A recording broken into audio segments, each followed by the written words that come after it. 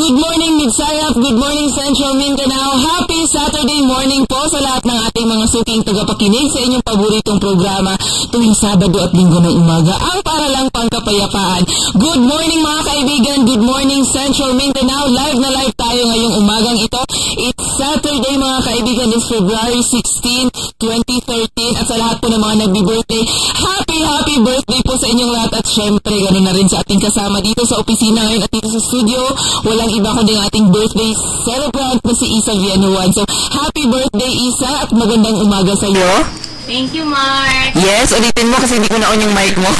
Sabi ko, thank you. Ayun, so happy birthday Isa. Happy 18th birthday. Ayun, at magkakaroon tayo ng party sa inyo mamayang gabi. Ayun. And we are so excited sa party na yan. Ano? So mga kaibigan, good morning po sa lahat ng ating mga suking tagapakinig ngayong umagang ito ng Sabado. At gayon nga, tulad na sinabi ko last week na ngayong buwan na ito ay marami tayong mapag-uusapan tungkol sa pag-ibig kasi ngayon ay month of love ngayong Pebrero ito. Well mga kaibigan, ngayong umaga hindi ako nag-iisa dito sa studio at marami tayong kasama mga kaibigan. Ito po, medyo nagugulat ako at nabipressure ako kasi nandito yung birthday celebrant sa harapan ko. Ano. So mga kaibigan, pakinggan natin ang ating mga kasamahan dito sa studio. Wala iba ko si JP Galieto, si Jennifer Bernea, si Joycey Mangkaw at maya-maya ay may babati sa inyo at siya ay nagbabalik. At suki rin siya last year mga kaibigan. So, Jape, sumati ka. Yes, may nakamagos natin suking tagapakinig at sa mga partner communities natin sa iba't ibang lupalot ng Midsayap. Yun. Yes, at greet ko na rin ang aking sister na si Isa Villanueva. Happy 18th birthday sa iyo. Sana hindi tayo magkamali mamaya sa pagsayaw sa kanyang 18 roses. Sana nga. At binabati na rin natin yung mga suki nating tagapakinig ng Upi, Tigkawayan, Zamboanga, Lanao, and also sa lahat ng naaabot ng DSMY. Ayun. Good morning nga pala sa ating mga kasama dyan sa DSMY sa Cotabato City. Good morning mga kasama. Yes, Jennifer. Yes, mga kaibigan, Sabado muli. Ito po yung programa ninyo pinaka-paborito. Yung para na pangkapayapaan natin sa Southern Christian College. Mga kaibigan, magandang umaga po. Feb Love pa naman ngayon eh. Yes, ayun. Feb Ibig. Ayun nga. Yes, Joycey. Ang in love na Joycey. Good morning, Joycey. So, good morning po sa lahat ng mga suking tagapakinig ng Paralang Pangkapayapaan at nais ko pong ihatid sa inyo at ang aming grupo ang Happy Feb Ibig. Ayun, Happy Feb Ibig. At syempre mga kaibigan, kung na sinabi ko kanina, huwag natin kalimutan. Meron tayong yes, ayun nga pala. Good morning sa lahat ng mga NSTP students na dyan ngayon sa harap ng NSTP office, mga first year students po ng Southern Christian College. At syempre ang ating mga education students na magkakaroon ng kanilang leadership training today dito sa AVC Hall. So good morning po sa lahat ng mga education students na nakikinig sa atin sa labas ngayon. Good morning mga students ng Southern Christian College. Ayun. Yes, mga kaibigan, katulad na sinabi ko kanina, papabatiin natin ang ating matagal na kasama dito at matagal na hindi nakapunta dito sa studio. Walang iba kundi si Charmy Bautista. Yes, Charmy, welcome back to Para Lang Pangkapayapaan. Hello, Mark. Ayun. Umaga ay JP. Yes. Magandang umaga. Salamat sa muling pag-anyaya dito, Mark. Namimiss ko na talaga ang talagang namimiss ko. Alam mo, Charmy, nung mula ka, talagang medyo nagka-problema ako kasi ayun nga, ikaw yung best meditation last year eh. Wow. Tapos, nung nawala ka, ayun, bigla na lang na nalipat sa akin yung title mo, best meditate. Alam mo? At ngayon, ikaw na yung JP. So, ayun. Yes, Charmy, welcome back. At sana yung magbabalik ka na talaga dito sa Para Lang Pangkapayapaan. Mayroong time talaga. So ay mga kaibigan, good morning. Naku, wala katapos ang good morning talaga ang bati ko sa inyo. Kasi napakaganda talaga ang umaga ko ngayong umagang ito. At sana ay ganoon na rin sa ating mga kasamahan. At sana ay ganoon na rin sa mga tao dyan sa labas, sa ating studio na nakikinig. Good morning sa inyo. At sana ay padaan-daan. Ayun. Siyempre yung birthday celebrant natin na napakaganda ng smile niya. Kasi birthday niya nga mga kaibigan. Ayun. Alam niyo yung feeling na mag-18 ka, ayun, syempre hindi ko nasi-feeling kasi lalaki ako.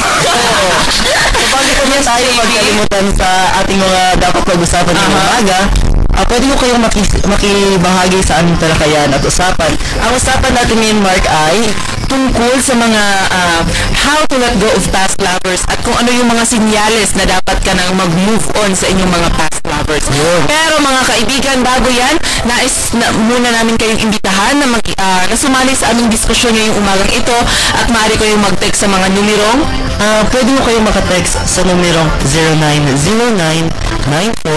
0909-9477-202. Ulitin mo namin kung gusto nyo makapagdala ng inyong mga mensahe, suggestion o opinion para sa ating talakayan ngayong umaga. Pwede mo kayong mag-text sa 0909-9477-202. At syempre mga kaibigan, para po sa ating mga Facebook friends at Facebook likers dyan na para lang pangkapayapaan, maaari ko yung mag-post na inyong mga comments at suggestions sa aming Facebook fan page. Just type para lang pangkapayapaan at naka-include dyan ang School Cookies kasi later mga kaibigan siguro magkakaroon na tayo ng internet connection at mababasa na namin yung mga comments and suggestions. At maaari nyo makita ang aming live. Aming live, ayun. Good morning sa ating camera dyan. Good morning camera, ayun. Meron tayong camera dyan. Kasi ina-upload natin yung pagkatapos ng program para makita ng mga friends natin na hindi nakikinig sa atin yung medyo may mga ginagawa sa oras na ito. So, ayun. So, ayun nga. At siguro lahat naman tayo sa studio ay nakaranas na ng mga pag-ibig. Spell pag-ibig. P-A-G-I-B-I-G. Ano yun? Walang dash ang pag-ibig. Pag-ibig. Okay, walang dash yun. Pag-ibig. Ayun. Pero, siguro, sino ba yung mga loveless dito? Paki-raise naman ang hands yung mga loveless. Huwag daw Okay. Loveless kami, loveless. Ayun, loveless. Ang ganda ng background music natin. Beauty and the Beat. Ayun.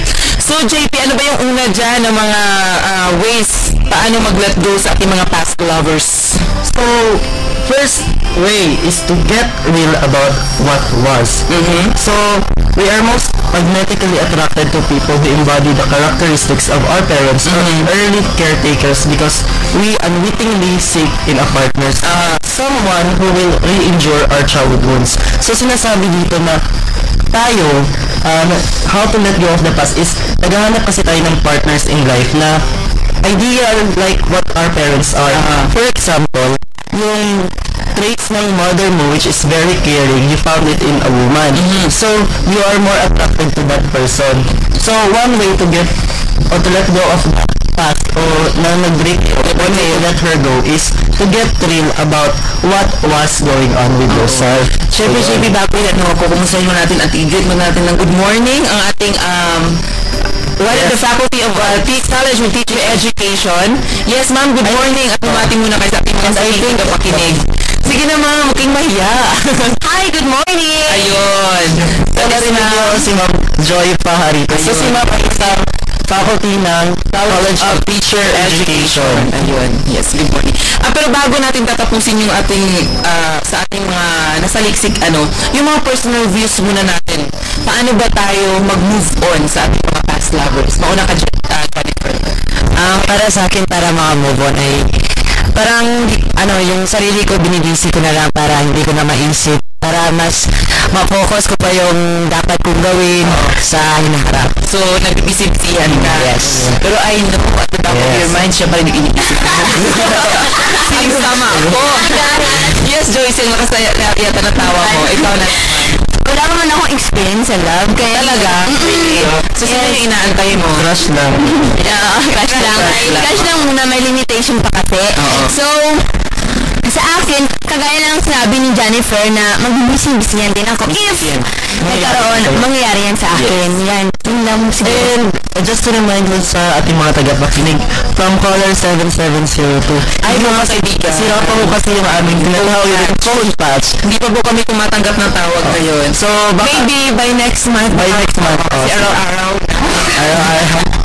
Kasi hindi kasi open tayo sa callers before. Kasi medyo nagkasira ho yung wire dito sa... Oo, nasira yung wire. Baka hindi pa nakabutan ko si Mark Canwell, ang aming technician. So, good morning to Mark Canwell. Yes, good morning. Oo, sa lahat ng mga taga-Alyosan, good morning po sa lahat ng mga taga-Alyosan, Cotabato. So, bago pa man tayo magkalimutan, ikaw Mark, anong gagawin mo? Nung nag-break kayo ni mo? Huwag mo nang lagyan ng pangalan. Ano ka ba? Pero we're okay naman ngayon. Di ba friends kami ni Casey? I like that. Ayun. Friends kami. Wala namang anong tawag dito yung Bitterness. hindi kasi kami dumaan sa stage na, yun nga, yung bitterness, oo. Pagkatapos kasi, okay lahat. Napapansinan. Hindi, 1 month lang yun. Hindi kayo napansinan. Pero okay na, ngayon okay na okay kami. So yung strategy na ginagawa ko, parang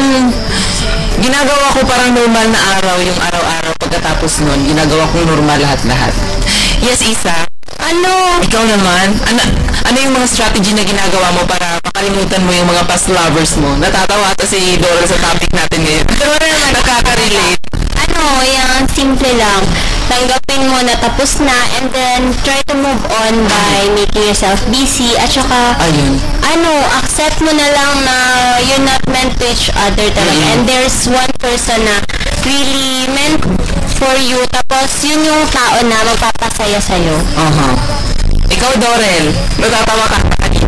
Ano yung mga strategy na ginagawa mo para ma-let go mo yung mga past lovers? For me is to, makipag-alibilo sa mga ibang tao na para maiwasan mo na yung parang hindi ka na masaktan, yung sa mga friends mo na lang, mag-focus ka lang sa mga friends mo kasi mas nice pa yung friends mo kaysa yung love mo na sinasaktan ka pero yung friends mo nandyan sila kahit sa hirap at ginhawa. Tutulungan ka yun. Oh my God. Friends talaga, So, papundi sa atin talaga, ang sinasabi sa yun, yung keeping busy. Kailangan mo maging busy. Para mawala yung concentration sa isang bagay. Kailangan mong ituon yung pagtingin sa isang bagay. Si Charmy naman kaya. Alam ko, si Charmy. Si Charmy. Full of love sa parents and friends, classmates. Hindi! Valentine's yung pinag-uusapan. Past lovers Past lovers. Siguro might alam niyo na yung past ko before. And si Igsuon. Si Igsuon. Sila dati. Pero my friend naman ngayon. Pero siguro yung paraan yung mga paraan ko para makalimot sa kanya is busy talaga sa studies. Okay. Ginagawa mo busy yung sarili mo. At tinutuon mo na lang sa studies. So, yes, may texter. Meron texter. Gusto ko may mga nagte-text, So, good morning para lang pangkapayapa. Yes, good morning. Si Rain.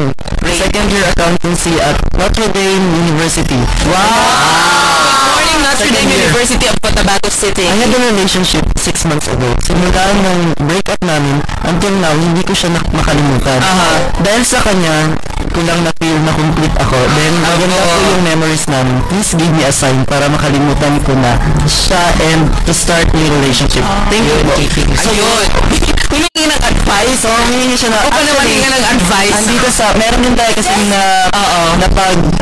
napag-research kahapon. Tapos, signs to let go. So, for me, it's more easy to let go or to move on with your past if kalimutan mo yung parating yung ginagawa. So, for example, kung pumunta kayo ng McDonald's, doon kayo kumakain, then, parang pumunta, a fresh start.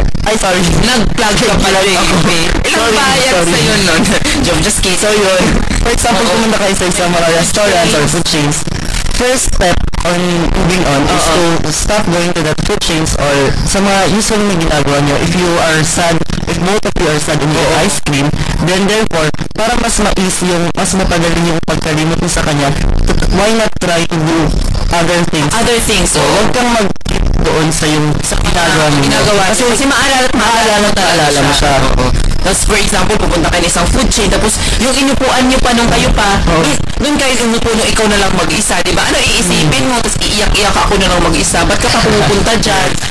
So, yun nga. And another one is, it may sounds like a rebound o yung panakipnitas, pero it is also a fresh start on moving on.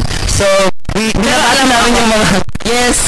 Paparami yung mga city students natin dyan sa labas. Good morning po mga city students ng Southern Christian College na nakapila ngayon para sa kanilang registration. Ayun.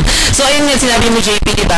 Kahit ako, okay ako dyan sinasabi nilang panakibutas. Kasi, sa totoo lang talaga, mas ko yan kasi, minsan kasi, pero alam mo, yung pagiging panakibutas naman kasi, nung una, tinuturing mo lang siya na panakibutas, pero later on, marirealize mo na mahal mo talaga siya.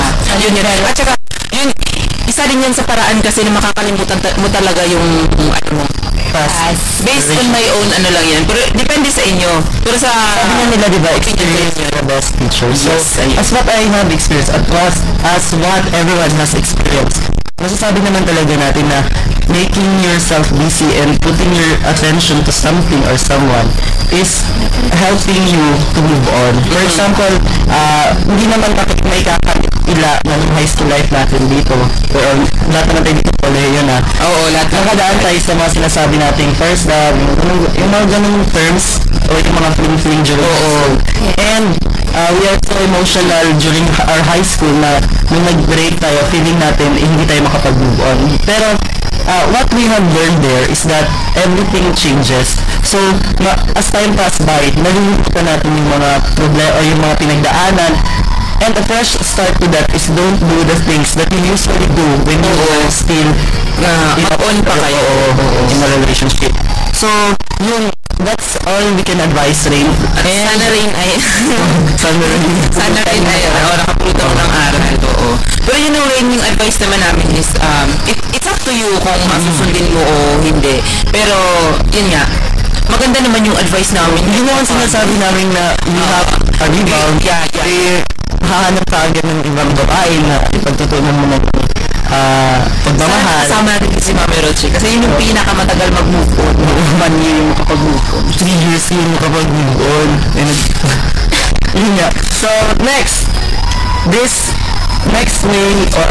way to let go of past loves is think of this is me and I'm free. Ayun. Kasi medyo ang iba kasi dito sa atin, kasi pagkatapos ng nilang break up, hindi pa rin sila naghahanap o hindi pa rin sila nakikihalubilo sa ibang tao kasi iniisip nila they are still not available. So, one way to let go of the past and para makamove on ka na, makalimutan mo na rin yung past relationship mo is to why not make yourself available to everyone. Make new friends, go mingle with others. Yes, ayun. Ano bang masasabi mo? Busy naman. So yun nga, makihalubilo ka sa iba't ibang tao kasi pag nagkukulong ka lang sa kwarto mo, alam naman natin na pag nagkukulong ka, nag-iisa ka at makakapagmuli-muli ka, mareremember mo talaga yung mga pinagagawa ninyo. So, pag nagsisenti ka, mas malaki yung chance na parati mo siyang maaalala at hindi mo siya makakalimutan. Tama ba? Tamang-tama. Ayun. Tulad na sinabi ni Jennifer kanina, yung sinabi keeping busy, turn to creativity. One of the best bombs of emotional wounds is creativity, which is different from staying busy. Yun. Doing something creative, whether it is writing, drawing, composing lyrics. Ayun, ito yung composing lyrics. Most of the people who are broken-hearted, nakakagawa ng kanta sa hindi tamang panahon. Kahit na sinabi, hindi ako writer, pero masyasyak ka na pag broken-hearted ka, may tula ka nang natapos, 20 stanzas pa. Ang dami. Alam ko si Isa ganito yan eh.